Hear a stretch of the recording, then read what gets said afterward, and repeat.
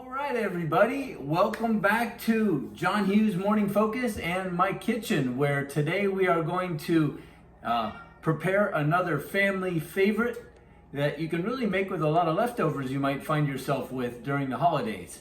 So please subscribe, like, share, send in your comments, and I'd love to see some pictures if you've tried any of these recipes. So let's go ahead. What this is I call it, it's really inspired by shepherd's pie, the famous food from the British Isles that has meat and potatoes kind of mixed together, kind of like a pot pie.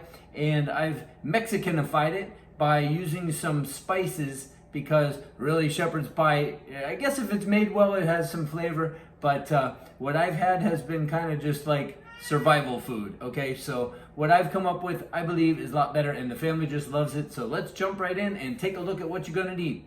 Okay, so we're gonna bake this, and we're gonna need a baking pan.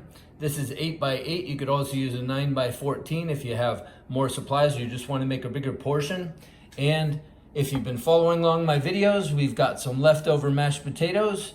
We've got a pound of ground beef. We have a package of taco seasoning, and we have cheddar cheese. Obviously, you're also gonna need a spatula to cook with and scissors to open everything up with. So let me show you where we begin.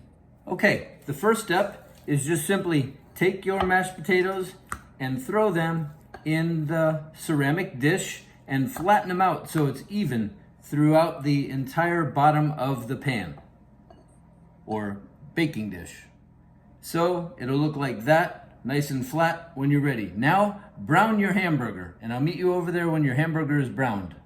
Okay, so I browned my hamburger and drained off the grease, and so now the instructions of the taco mix say that I need 2/3 of a cup of water. I'm gonna leave this on high right now, and I am going to dump in my Mexican seasoning taco mix, and I am going to simply follow directions on the package, which say to stir it evenly while the water is boiling in. And you want the water to boil off. You don't want a whole lot of the juice. So do that until it thickens up and it's nicely mixed. Still boiling off the water because I want it to be thicker, not soupy. And we could try a little bit less water. Like if it says 2/3, maybe half a cup, it's really just enough to mix the sauce throughout the meat.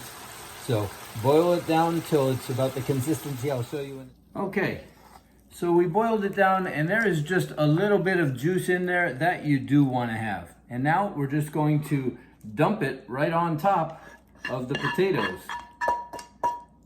and spread it out.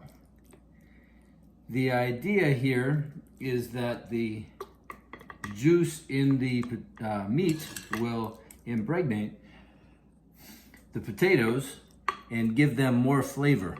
Now, if you have more potatoes, feel free to make a second level. You could also add in some vegetables. Now, we're gonna just take our cheese and dump it right on top. The more cheese, the better, right? That's what I always say. And we're gonna cover all of the meat. And then we are going to stick it in the oven at about 400 degrees for just 10 or 15 minutes, because all we're really doing is melting the cheese and heating up the potatoes on the bottom. If your potatoes are already hot, then you're already set. So we will see you in a little bit when this is all melted and show you how it looks when it's done. And there you have it. It was in there for about 10 minutes till the cheese melted, and now I can just cut it into a couple portions, right? And serve it up like that. And it may be a little bit messy. Always the first portion of a pie or anything comes out a little bit tricky, but let's see if the potatoes kept it solid on the bottom. And they did. And there you go. You can see the potatoes on the bottom, the meat in the middle, the cheese on top, and as I said before, You could have a couple layers of potatoes if you have more. There's certainly space in the pan.